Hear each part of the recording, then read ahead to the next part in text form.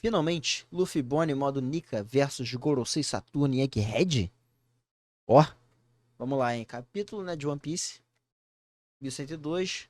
Videozinho do nosso querido Bruno Bandeira. Reviewzinha de leves, 17 minutos, vai ser um tempinho, né, pra essa review. Então vamos lá, né? 3, 2, 1, play. Chegamos então ao final do flashback do Kuma, onde Por sinal, só um adendo. Esse capítulo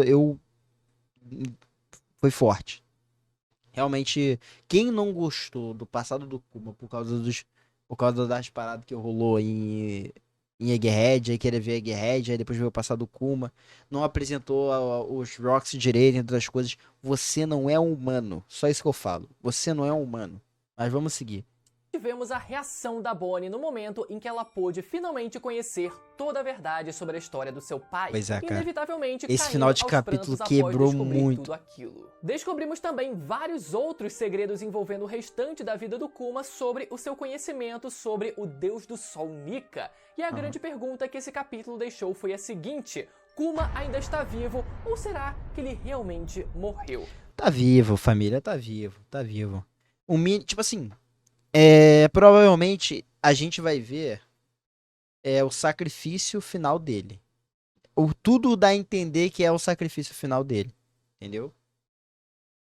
Mas ele tá, acho que tá. Tipo, parece que ainda tem resquícios do Kuma, não o Cyborg em si. Então, tá vivo, tá vivo. Tem um pouquinho ainda, tem um pouquinho ainda, tem um pouquinho. O Oda vai fazer aquela maracutaia malandra pra mexer com o nosso emocional. Ele vai fazer isso. Ele vai. Já deixa aí nos comentários as apostas de vocês, porque essa resposta, Pô, tem o backup das memórias dele também, né? infelizmente, a Se bem gente que a só Bonnie vai já ter usou, então deixa no pra lá. ano que vem. Chegamos então ao último capítulo desse ano, então bora pra análise do capítulo. Verdade, é o último capítulo do ano, cara. Nossa. Caramba, que tristeza. Moleque, olha como o ano acaba, mano. Capítulo 1102 do mangá de One Piece. Antes da gente começar, você já sabe, lembra de dar aquela patada acumada no botão do like para espalhar esse vídeo pelo mundo e vem fazer parte dessa tripulação se inscrevendo aí embaixo e ativando o sininho. Isso aí, família. Se inscreve aqui também, hein? Eu sou inscrito no Bruno, você se inscreve no Bruno também, se inscreve aqui comigo também, é nóis. Vamos seguir, é isso. Porque os vídeos de One Piece, meu amigo, aqui no canal não vão tirar férias, combinado? Bom, Que esse capítulo isso? contou então o Que último ano de disponibilidade. vida do Kuma. A gente pode ver como a Bonnie tá motivada a encontrar o seu pai Kuma, se baseando em qualquer pista que ela possa ter sobre o seu paradeiro. E o engraçado é que ela acerta, né? Ela vai, só que o Kuma, a fruta dele é muito roubada, ele só desaparece depois. Tipo, ela chega, ele escuta, você tá aqui? Tchau. Teleporta. A gente pode ver como a Bonnie, apesar de ter se tornado um pirata, isso não significa que ela queira fazer o mal para outras pessoas. Bonnie se tornou um pirata, sim, pela vontade de ser livre, se baseando na forma como o conceito de pirata está diretamente ligado a uma sensação Fico tão triste dessa família não ter existido, cara. de liberdade e ainda pela busca de um tesouro. No caso da Bonnie, o seu maior tesouro sendo o seu pai, esse que era o tesouro que a Bonnie, como um pirata, desejava encontrar. Mas ao mesmo tempo a gente vê como o Tristeza. Kuma sabe do seu dever e sempre foge quando ela quase é encontrada por ele. Cara, isso é muito triste, cara. É literalmente, ele não pode se encontrar com ela. Qualquer mínimo contato que ele tiver fora do acordo deles. Mano, esse capítulo foi forte. Pra buscar a pensãozinha, né, meu amigo? Cadê a sua pensão? Tá fugindo por quê? Tá devendo? Um detalhe Qual bom é? que eu queria comentar Qual é, Brunão? Brinca assim não. é que o navio da Bonnie foi dito ter um formato de pizza, né? Ele até aparece nesse capítulo de novo, e isso é curioso porque, tanto no anime quanto no mangá colorido oficial, o navio da Bonnie, ele parece muito mais um bolo gigante Isso é verdade. Tá aí um detalhe, né? Eu sempre achei engraçado o fato de, tipo, eles coincidentemente fazer um navio parecido com botar um bolo, pizza, tanto faz. Fazer um navio coincidentemente no momento certo onde eles iam fugir da ilha com ela, né? E aí virou meio que marca registrada o barco com o formato de comida. Coincidentemente, né? Vamos seguir. do que uma pizza pela coloração que eles decidiram fazer. Esse era um dos motivos, inclusive, que fez a gente teorizar na época que talvez a Bonnie tivesse Verdade, que ela tinha ligamento com a Big Mom, alguma verdade. relação com a Big Mom. já que a Bonnie Até o batom que ela passa, né, é parecido nesse sentido, tipo... ela parecia estar literalmente no navio da Big Mom, mas enfim, no fim das contas era um formato de pizza. Vemos então na sequência do capítulo o Oda criando mais um paralelo da Bonnie com o Luffy, alternando enquanto mostra a evolução de cada um deles, por exemplo, quando o Luffy recebe a sua primeira recompensa de 30 milhões de berries depois de derrotar o Arlong. Enquanto isso, a Bonnie, por outro lado, decidindo usar aquele piercing na sua bochecha como uma... Porra, essa cena foi do cacete, mano. Quando eu vi a cena falando, então, meu pai, cara, essa cena me pegou muito, cara. Falei, Oda, cara, que Oda é muito sacana, cara. Ela colocou justamente esse piercing por causa do fato do pai dela não, ela achou que o pai dela não reconheceria ela do jeito que ela tá adulta, então ela colocou um piercing pra mostrar, tipo, onde tinha as pedrinhas, né, da doença que ela tinha, como se fosse um detalhe. Cara, isso é muito... O Oda é um safadinho, safadinho. forma de ressignificar o que a sua doença Opa! Olha o Ad! Olha o Ad!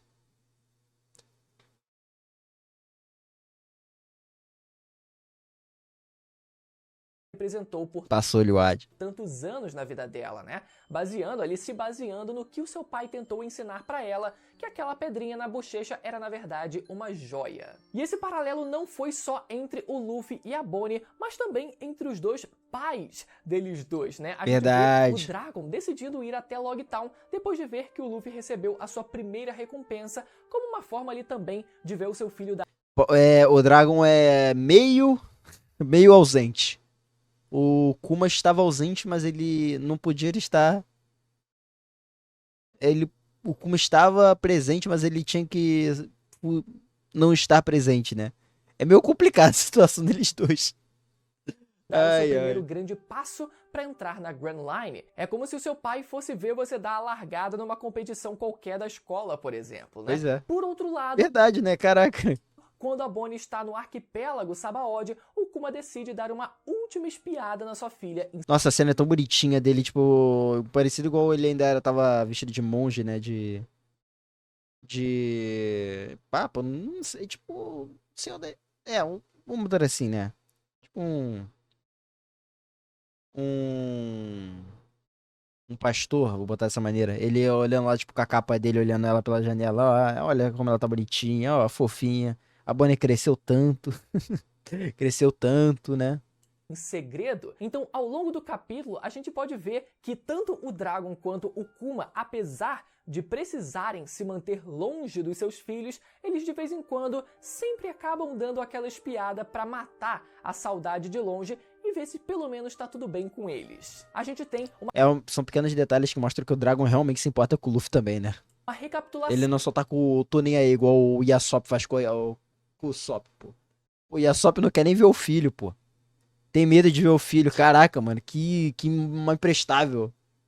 Do bando desafiando o Kuma no final de Thriller Bark, que sempre foi uma cena que me chamou muito a atenção pelo fato da Robin ser a única pessoa que não mandou o Kuma ir pro inferno, como se pra ela tivesse tudo bem ali, né? Se levasse o Luffy, ela pensando, não galera, não grita não, não desafia o homem não, fica quieto, deixa levar o Luffy mesmo. Pois é, cara. A gente também tem a continuação desse momento que foi a bolha recebida pelos outros. Cara, quanto que eu ouvi de teoria desse negócio da Robin. De, nossa, na verdade ela é espiã, não sei o que. Por causa dessa cena não tá escrito, cara. Meu Deus. Que foi, inclusive, reconhecida pelo Kuma nesse capítulo como... Zoraço, ó, feito absurdo, tá?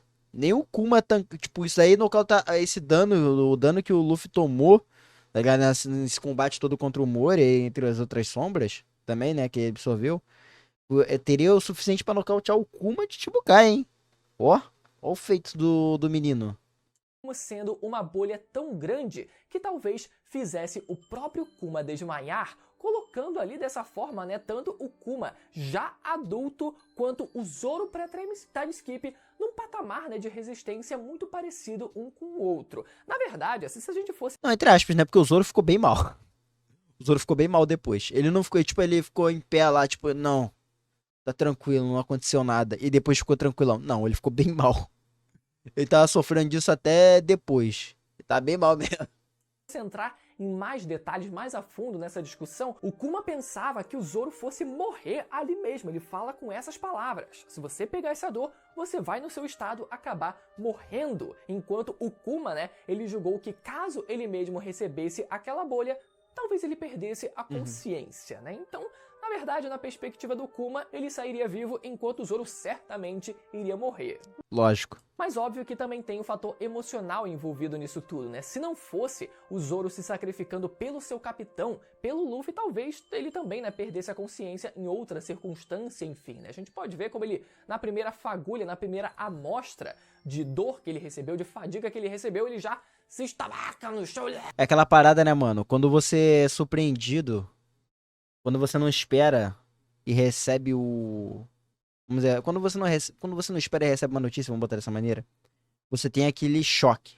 Mas quando você já tá preparado psicologicamente para aquilo, é outra coisa.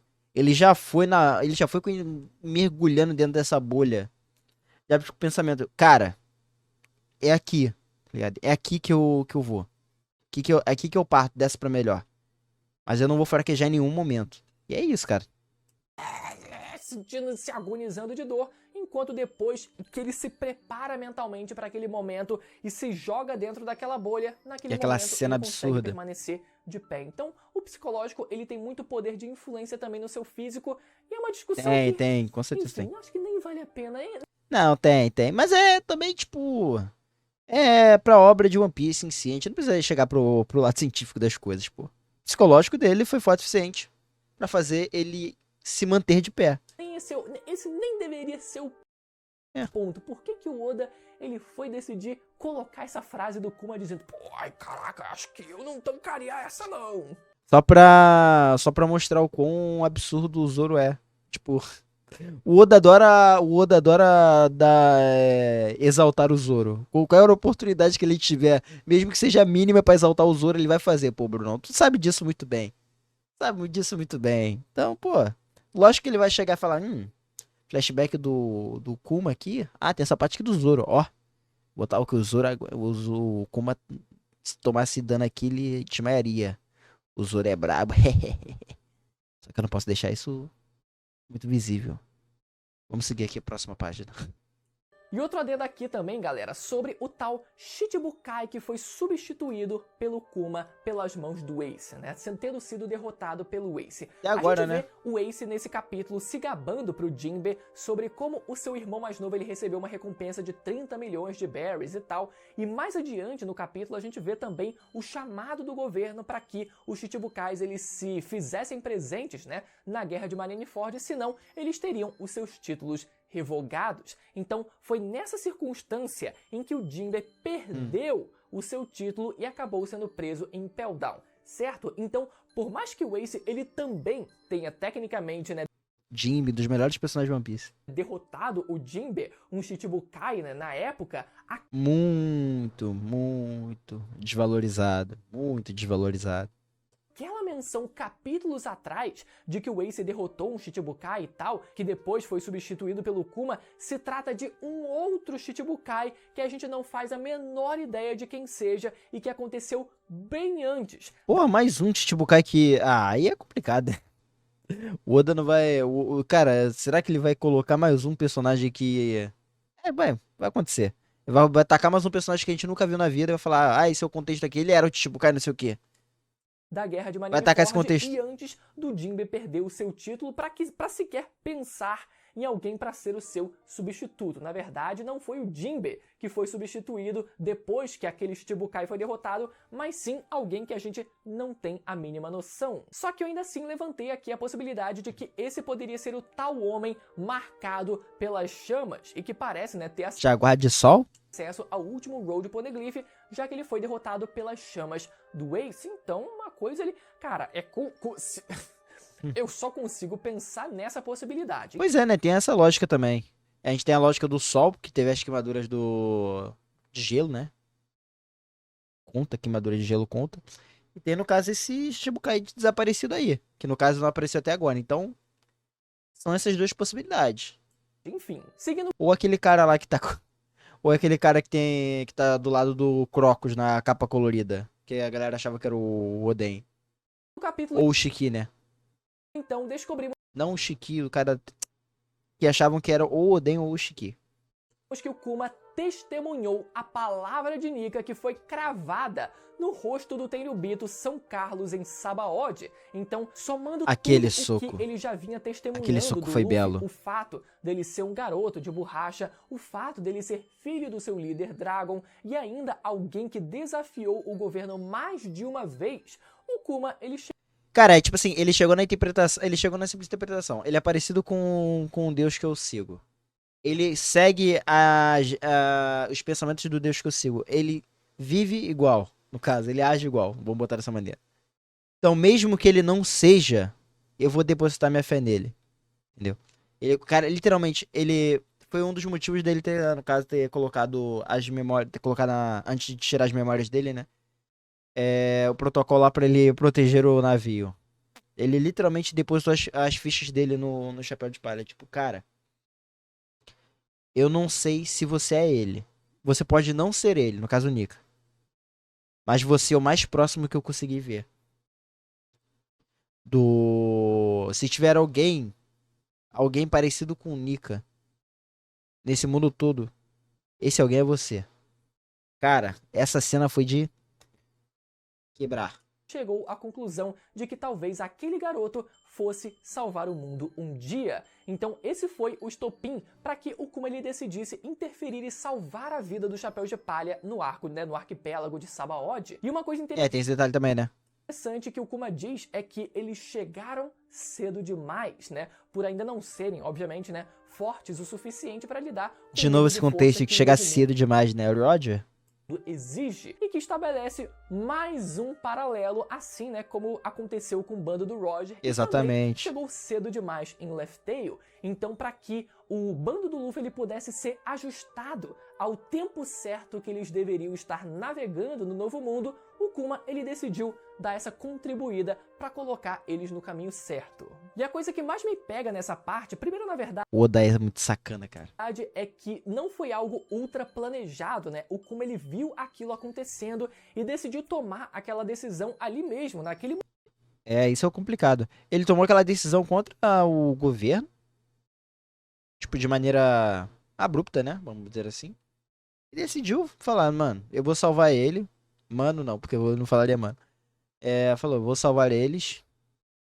Vou levar cada um pra um lugar específico, né? E sei as consequências que isso me leva. E vou depositar minhas fichas que ele vai conseguir salvar o mundo. Vou botar dessa maneira aqui.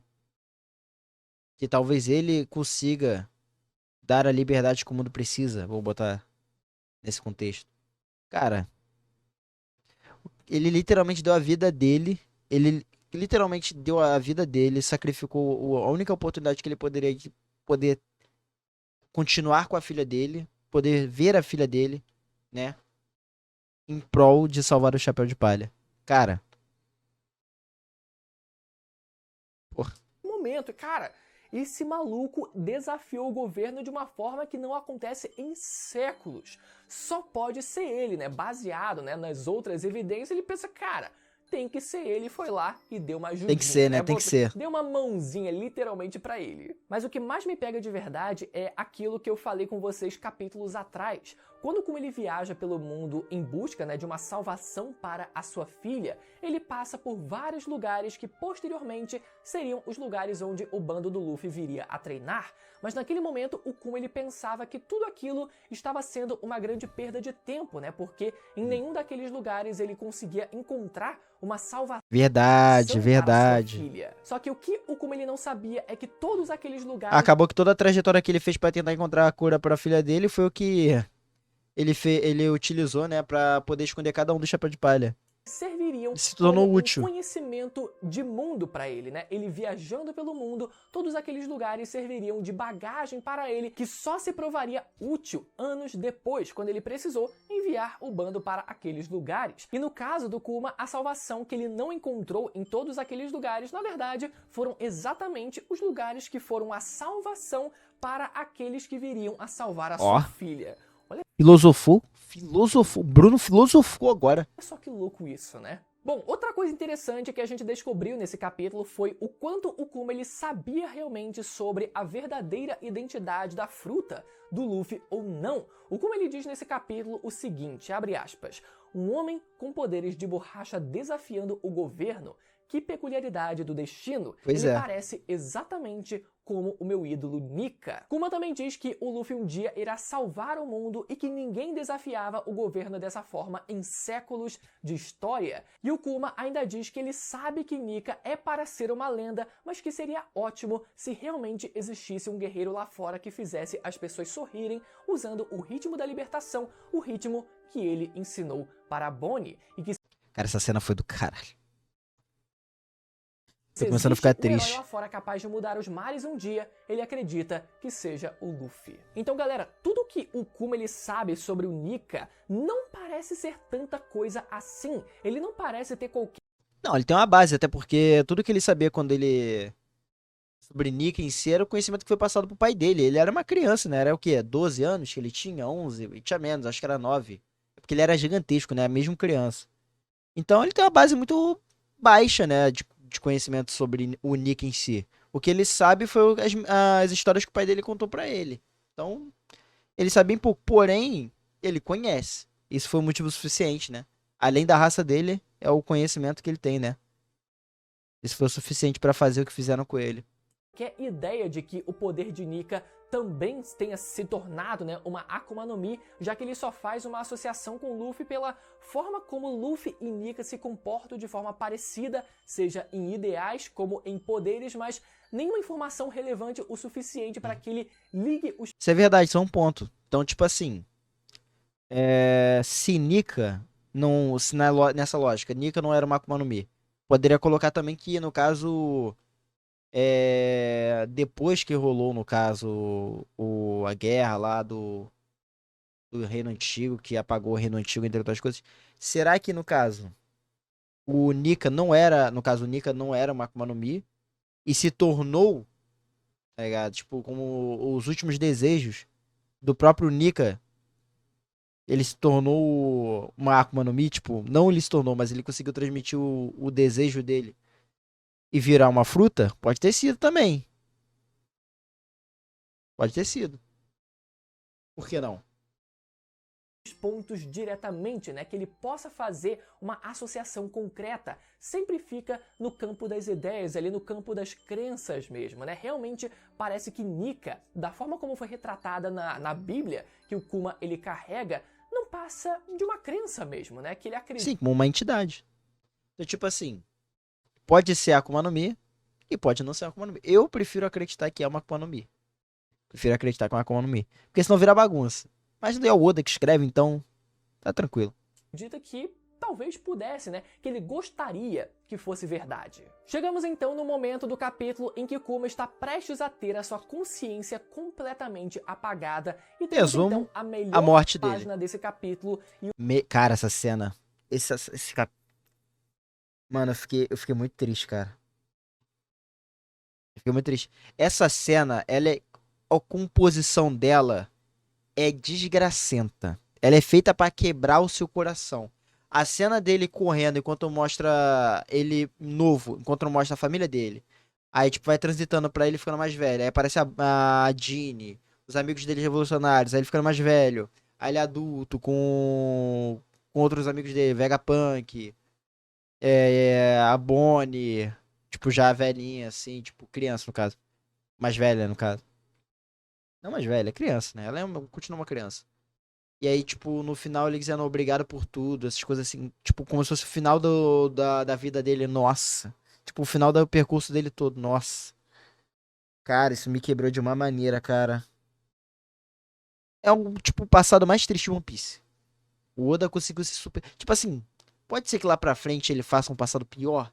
Pode ser, porque é o Oda que a gente tá falando, né? Ele sempre consegue superar e fazer o passado triste.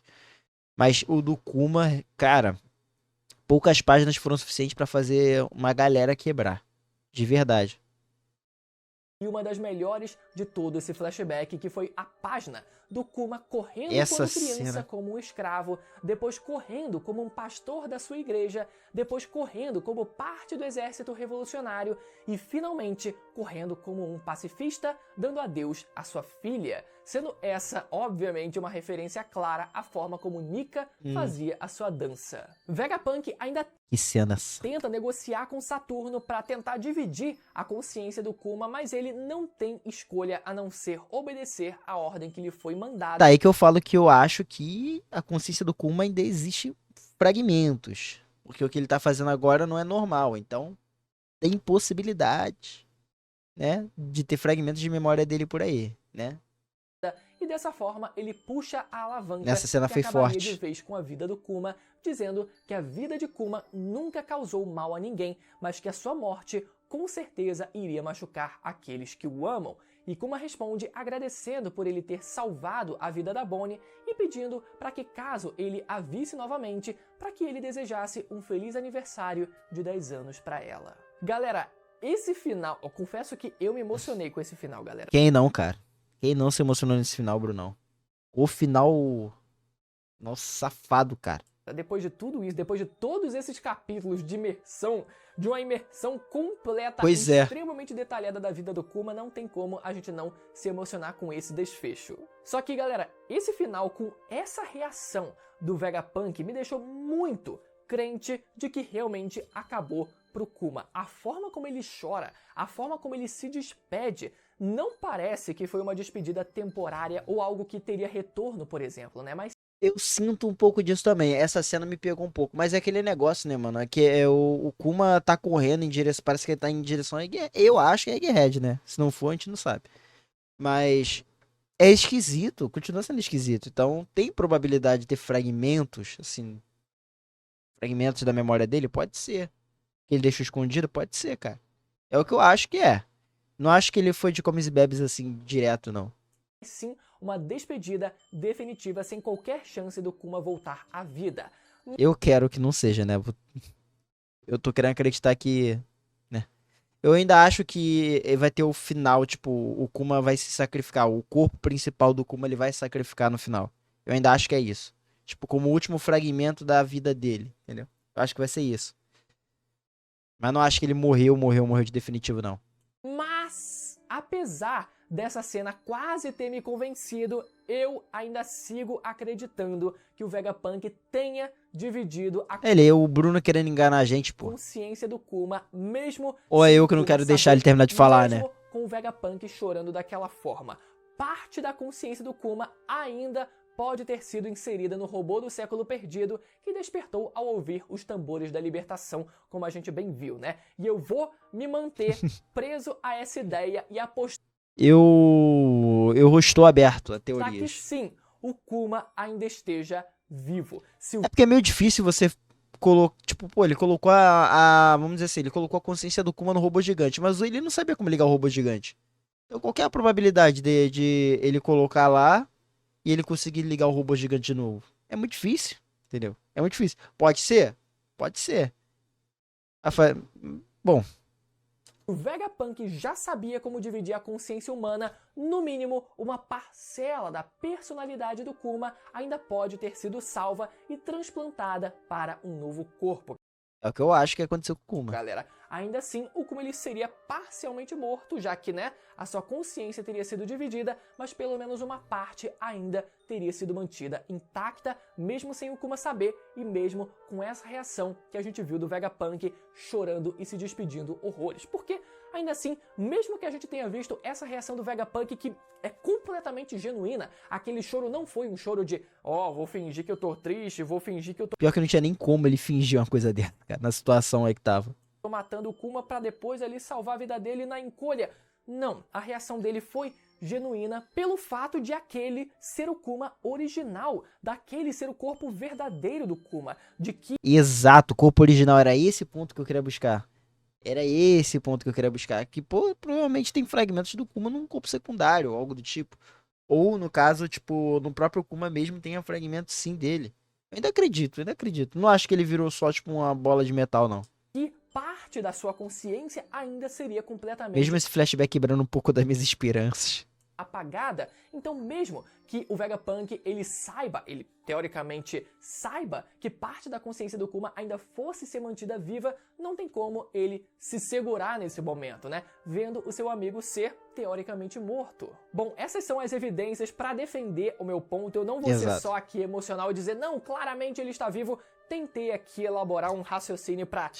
Não, Bruno, tem que ser do bonde dos emocionados mesmo, Bruno. Tem que falar, ele tá vivo, pô, ele tá vivo, confia, confia. É nóis, pô, confia. Ele tá vivo, pô. Quem garante isso? Nosso criador. Eu acredito que ele, ainda, é o que eu falei, mano, eu ainda acredito que ele tenha fragmentos da consciência dele, ou no caso da memória dele, ou algo do tipo. Personalidade pode ser também. Eu ainda acredito que tem esses fragmentos, pode estar pacifista, pode estar no robô gigante, pode estar no próprio Kuma. Mas eu ainda acredito que tenha. Não acho que ele foi definitivamente morto. Eu ainda acho isso. Até porque ele ainda tá em movimento depois que saiu de Mary Joyce. E tem um robô gigante agora, então a gente vai ver. Justificar tudo que a gente viu nesse capítulo, mas enfim. Agora, galera, sobre esse flashback como um todo, pelo visto, ele finalmente chegou, né, ao fim depois de vários e vários capítulos, e no próximo é provável que a gente volte para o presente na ilha de Egghead. Eu acreditava, né, que o Oda ele poderia estar guardando algo de especial tanto para o capítulo 1100 e principalmente para o último capítulo desse ano. O capítulo 1100, ele não foi tão impactante, né, quanto... Mas o Oda nunca foi, tipo, de... Acho que tirando o capítulo 100, né? Ele nunca foi de fazer capítulos marcantes, assim, tipo... Ah, capítulo 200. Ah, capítulo 300. Vai ter uma coisa importante. Não, nunca foi de fazer isso. No máximo que teve foi... o capítulo 1000, que foi o Luffy dando soco no Kaido, falando que ia ser o rei dos piratas. Mas nem isso foi absurdo. Foi ele só dar um soco no Kaido. Foi isso, pô. Quanto outros capítulos desse flashback, e uma coisa é fato, o Oda ele decidiu estender esse flashback ao máximo, para que ele fizesse esse gancho para o ano que vem. Tiveram muitos momentos excelentes nesse flashback, não entendo errado, mas deu pra ver que o Oda ele quis prolongar ele com o máximo do máximo de detalhes possíveis, incluindo detalhes que a gente já sabia e já tinha uma noção geral para que a virada de ano acontecesse nesse gancho, exatamente nesse gancho de volta para a batalha. Safadinho, Oda é safadinho. Contra o Gorosei Saturno. Mas ainda assim, de forma geral, eu me engajei muito nesse flashback. Eu percebi que o Oda ele melhor família que nunca aconteceu. O máximo possível, então eu falei, mano, só me dá. Então, só me dá, vou tentar abraçar o que ele tem pra me entregar. E com isso a gente teve vários e vários momentos super emocionantes, várias simbologias, paralelos muito legais que o Oda ele decidiu fazer, fora as revelações, né, e pequenos detalhes que mudaram muito da nossa percepção sobre vários dos acontecimentos em torno do bando do Luffy e do mundo de One Piece, né, também como um todo. Bom, pra finalizar, flashback rico de detalhes. Eu vou recomendar pra vocês, galera, um vídeo muito bacana que eu postei aqui recentemente no canal sobre spoiler uma teoria pesado do que pode ser o tesouro One Piece. Essa é uma ideia muito recente e que me convenceu demais da primeira vez que eu vi, e eu decidi por isso, né, trazer ela aqui pro canal. A teoria aqui, no caso, One Piece é um quadrinho? Uma edição bem caprichada, vocês vão ver. Ela vai aparecer agora na tela pra você poder ir lá. Acho que eu já vi essa teoria umas 2 vezes. Beleza, até a próxima. Não no Bruno, tchau. mas acho que eu já vi essa teoria umas 2 vezes já. Teoria do One Piece, na verdade, ser um quadrinho. Por isso que o Roger riu. Ele leu a história dele chegando no Laugh Tale. Ai, ai. Bom vídeo do Brunão, bom vídeo. Cara, esse último capítulo do ano, né? Tem uma grande importância. Esse flashback do Kuma foi um flashback totalmente... Cara, quem tem coração mole se ferrou. Quem tem coração rígido amoleceu, e é isso. Esse flashback foi de quebrar mesmo. De quebrar um coração de pedra. Cara, ele teve de tudo. Ele falou sobre escravidão, monarquia, querendo ou não, abuso de poder, liberdade, sequestro, entre outras coisas. Cara, ele, tipo assim, ele abordou vários temas muito pesados. Coisas que até mesmo o Oda, ele, tipo assim, ele já quase que abordou certas coisas disso, mas ele sempre deixou nas entrelinhas. Dessa vez ele realmente deixou algumas coisas de maneira explícita. A própria Jeanne, nossa, cara. Acho que ninguém esperava uma coisa dessa. Tem gente que ainda não acredita no que aconteceu com a Big Mom, que a Big Mom, no caso, jantou a família dela, né? Tem muita gente que olha e fala, mano, provavelmente tem outro contexto. Entendeu? Então, cara, ótimo vídeo. Excelente capítulo também. Cara, o One Piece tá numa crescente absurda. E agora é só ano que vem, né? Tristeza, tristeza. Mas fazer o quê? O homem também tem que descansar. É isso, família. Deixa o like, se inscreve no canal e é isso. Ai, não tô, não tô muito bem, não.